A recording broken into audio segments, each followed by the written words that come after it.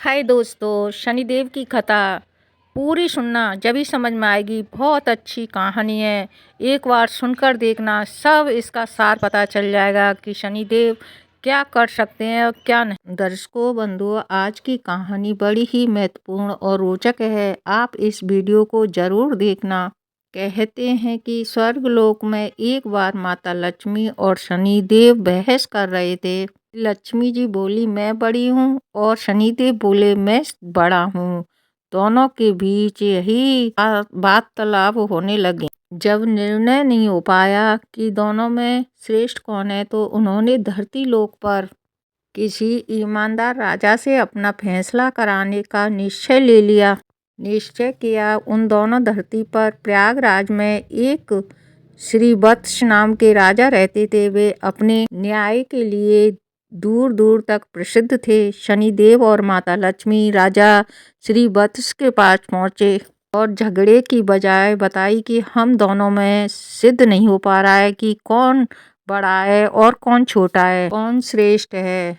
कृपया आप ही हमारा निर्णय कर दें। शनिदेव और माता लक्ष्मी की बात सुनकर राजा श्रीवत्स बहुत बड़े धर्म संकट में फंस गए कि दोनों में से किसको बड़ा कहा जाए। यदि शनिदेव को बड़ा बता दिया तो माता लक्ष्मी रूठ जाएंगी, और लक्ष्मी जी को बड़ा बताया तो वो रूठ जाएंगी, तो हमारे राज्य की सारी धन वैभव संपदा नष्ट हो जाएगी। यदि शनिदेव को रुष्ट कर दिया या तो शनिदेव अपने कोप से नष्ट भ्रष्ट कर डालेंगे। राजा साहब जब किसी नतीजे पर नहीं पहुंचे तो शनिदेव और लक्ष्मी जी उन्हें एक माह का समय देकर चले गए और कहा कि हम एक माह बाद आएंगे, तब तक तुम खूब सोच विचार लो। दर्शक बंधुओं, उसके जाने के बाद राजा की रातों की नींद हराम हो गई। वे हर क्षण इसी बात को लेकर सोचकर चिंतित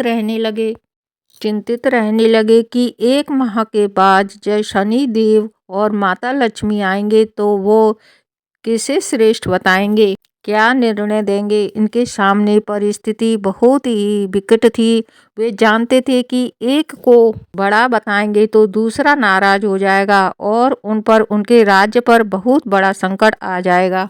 राजा की चिंद्रांग नाम की एक पवित्रता रानी थी। पति को अधिक चिंता में देखकर रानी ने पूछा, महाराज, आप किस बात को लेकर परेशान हो, तो मुझे बताइए। कृपया अपना दुख हमसे कहिए। राजा ने अपनी पत्नी को सारा हाल कह सुनाया। रानी ने राजा को एक सुझाव दिया कि देखो, तुम पहले मुख से किसी को बड़ा मत बताना, न छोटा। अपनी अपनी जगह दोनों ही श्रेष्ठ हैं। उनके बड़े छोटे का फैसला आप उन पर ही छोड़ दो। आप एक काम करो, एक सोने का और एक चांदी का सिंहासन बनवाओ। सिंहासन आप अपने सिंहासन से दाईं ओर लगवाना और चांदी का सिंहासन बाईं ओर। एक माह बाद जब शनिदेव और माता लक्ष्मी आएंगे तो लक्ष्मी जी आपके दाईं ओर का आसन ग्रहण करेंगी, क्योंकि वे माता स्वरूप हैं, और शनिदेव आपके बाईं ओर वाले आसन पर बैठ जाएंगे। जब वे पूछें तो आप उनको किसी भी प्रश्न का उत्तर मत देना। जब वे बहुत पूछें तो उनसे कह देना कि आप लोगों ने अपनी श्रेष्ठता का फैसला स्वयं ही कर लिया।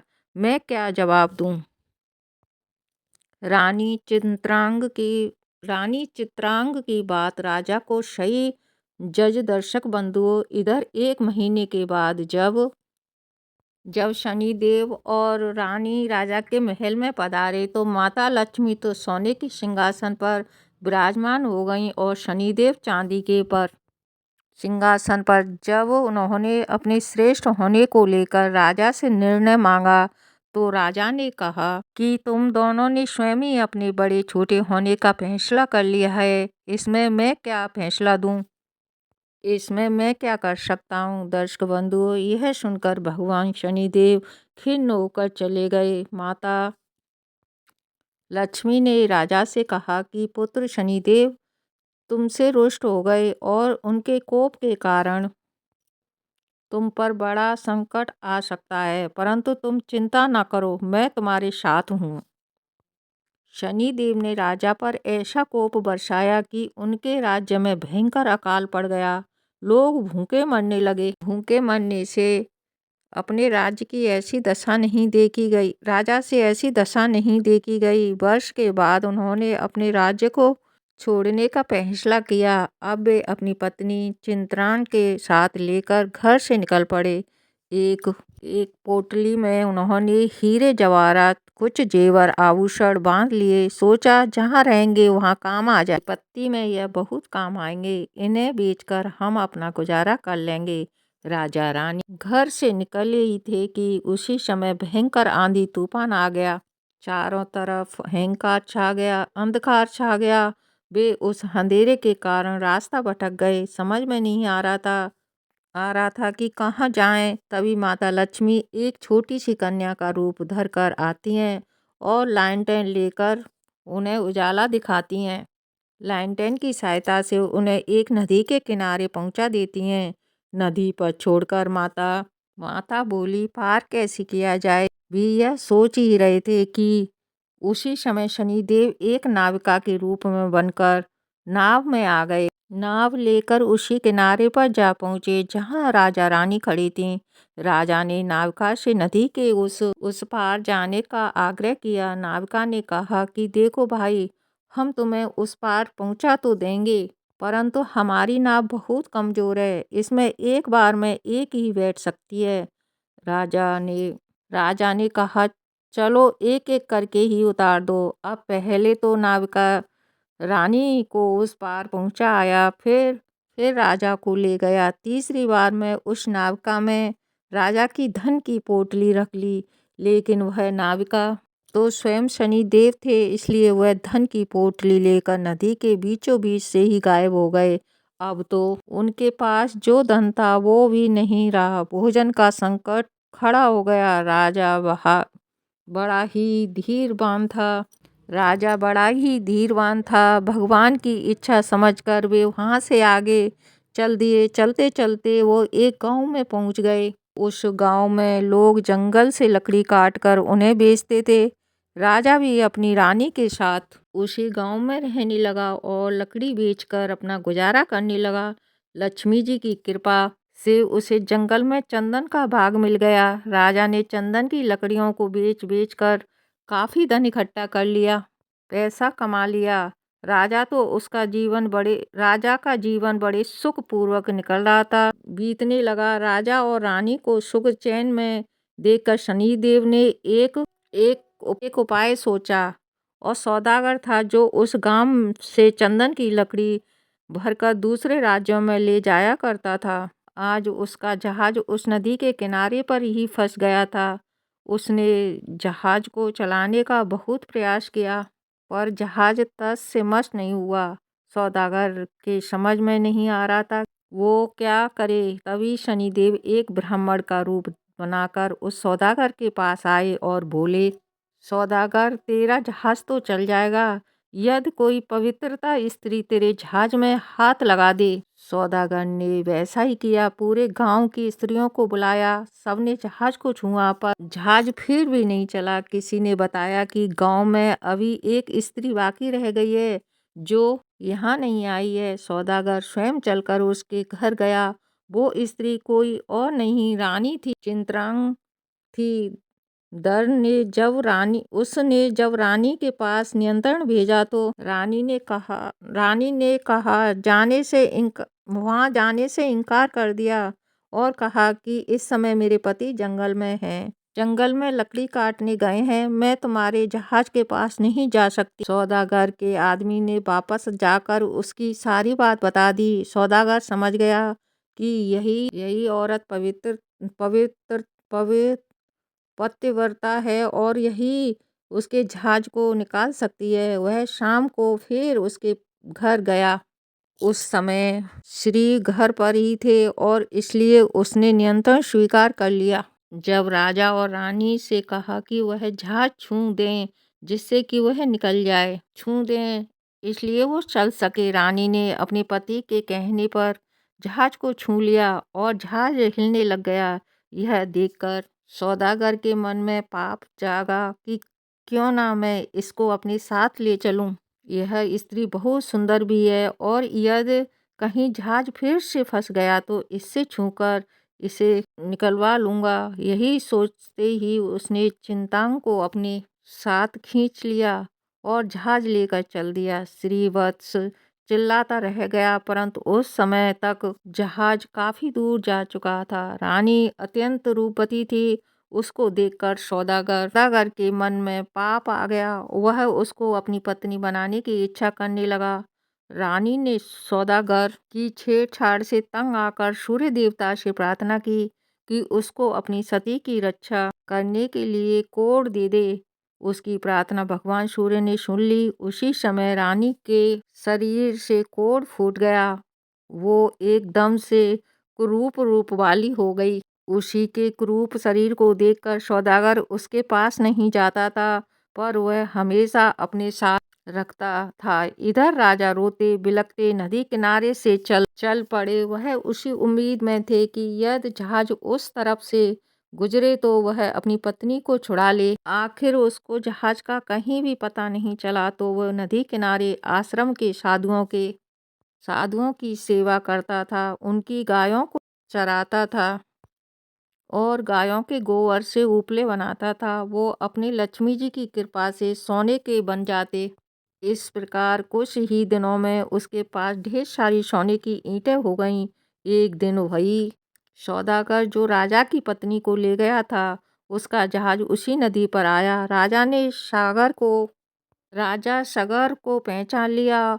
उसने सौदागर को ईंट दिखाकर कहा, यदि सौदागर उसको साथ ले चले तो वह सोने की ईंट सौदागर को दे देगा। सौदागर ने राजा को पहचान तो लिया था, परंतु सोने की ईंटों के लालच में उसे अपने पास बैठा लिया।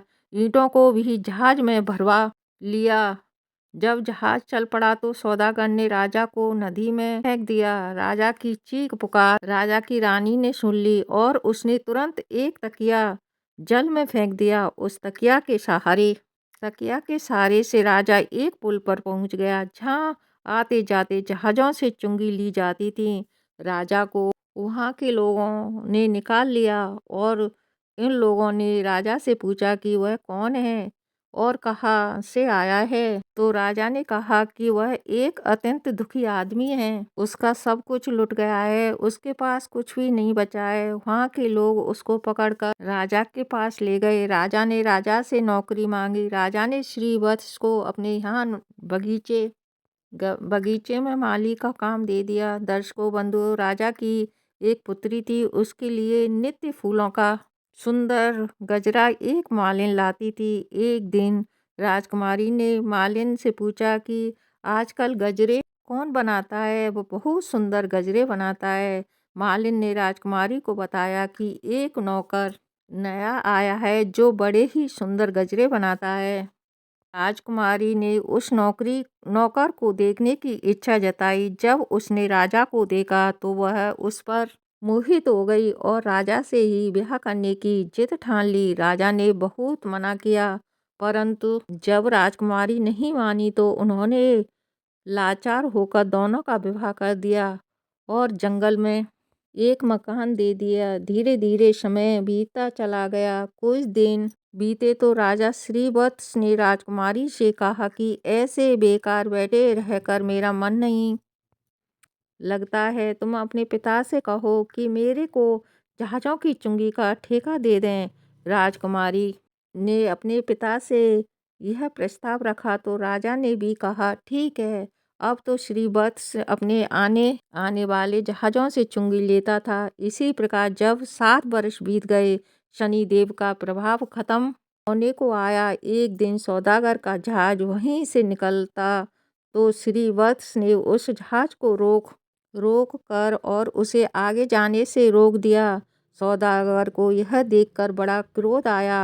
वह तुरंत शिकायत लेकर राजा के पास पहुंचा। राजा ने जब बस से पूछा कि वह सौदागर के जहाज को क्यों नहीं जाने दे रहा है। तो श्रीवत्स ने बताया कि महाराज, इस सौदागर के पास मेरी सोने की ईंट है, यह मेरी सोने की ईंट नहीं दे रहा है। राजा ने कहा, तुम्हारे पास क्या प्रमाण है? इसके पास जो ईंट है वो आपकी है। तो श्रीवत्स ने कहा, महाराज आप इसे दरबार में सब लोगों के सामने बुलाइए। वे ईंट एक तरफ से जुड़ी हुई है। यदि सौदागर ईंट खोल देता है तो यह सारी ईंट उसकी है। यदि वह ईंट नहीं खोल पाता है तो इन ईंटों को मैं खोल कर दिखाऊंगा। वो ईंटों को दरबार में लाया और सौदागर से कहा गया कि यह सोने की ईंट है तो तुम खोल दो, और यदि तुम नहीं खोल पाते हो तो वो ईंट तुमसे ले ली जाएंगी।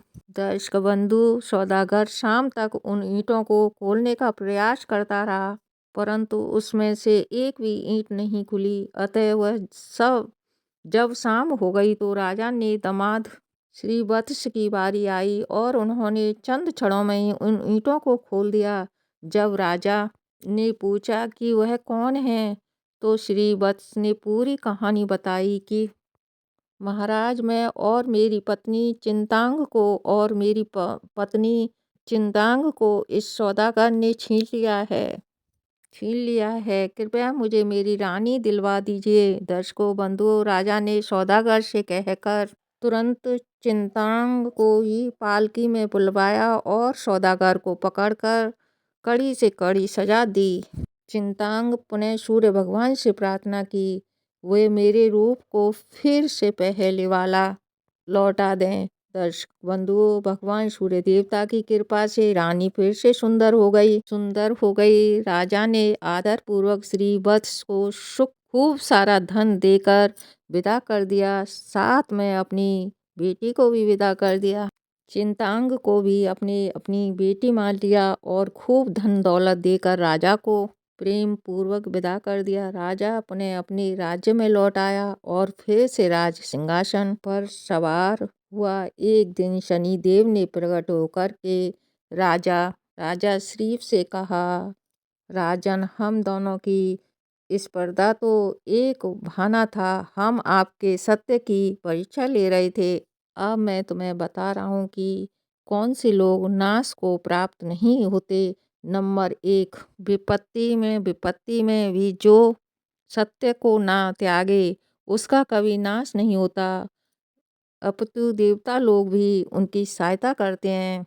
नंबर 2, गरीबी आने पर भी जो अन्याय का मार्ग ना चुने, पाप का धन ना खाए, वह देवताओं का सदा कृपा पात्र रहता है। मैं उसका कभी बुरा नहीं करता, अपितु उस पर लक्ष्मी की कृपा सदैव बनी रहती है। नंबर 3, धन संपदा पाकर भी जो अभिमान न करे, वृद्ध गुरुजनों का, दिनहीनों का जो उसका बुरा नहीं करता, अपितु उसकी सहायता ही करता हूँ। मेरी कृपा से लोग पल मात्र में धनवान बन जाते हैं और दम मात्र में कंगाल। राजन, जाओ, मेरे वरदान तुम्हारा राज्य फिर से संपन्न हो जाएगा। धन दौलत से, धन धान्य से संपन्न हो जाए। तुम्हारी प्रजा खुशहाल हो जाएगी और कभी दुख दरिद्रता तुम पर नहीं आए। राजा को वरदान देकर शनिदेव और माता लक्ष्मी वहां